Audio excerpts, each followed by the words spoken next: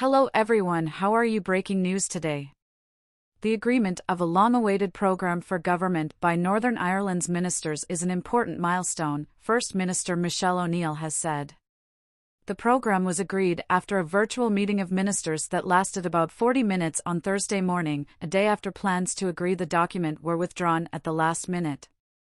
The document will have to be delivered to the Assembly first on Monday before it can be published to the wider public.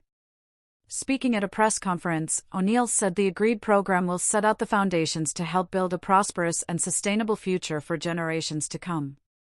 That includes focusing on priorities such as delivering improvements on childcare, cutting waiting lists, ending violence against women and girls, growing our economy and protecting the environment.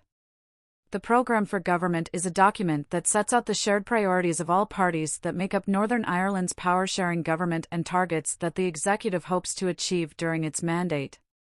Deputy First Minister Emma Little-Pengelly said the unanimous agreement from ministers was an important step in bringing about an ambitious agenda of delivery.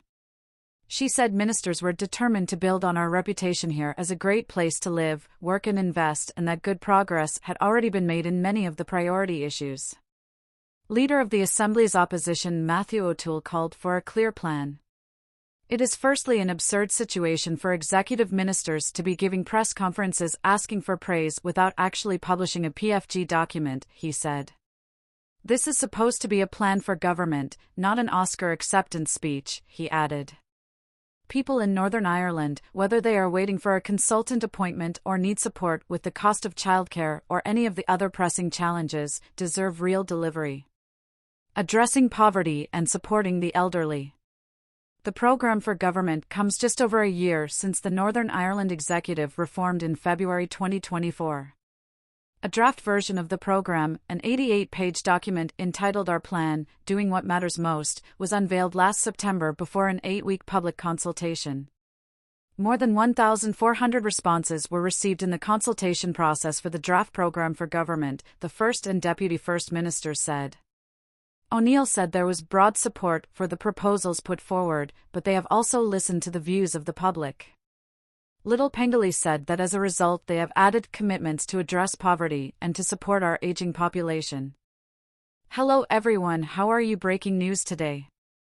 The Secretary of State for Northern Ireland, Hilary Benn, welcomed the executive's agreement on the plan. He described it as an important moment for the people of Northern Ireland and said the programme recognises the scale of the challenges facing public services and a long-term strategic vision, together with political stability, is crucial. He added that the UK government is committed to being an active partner to the executive in implementing the plans. Delayed agreement. O'Neill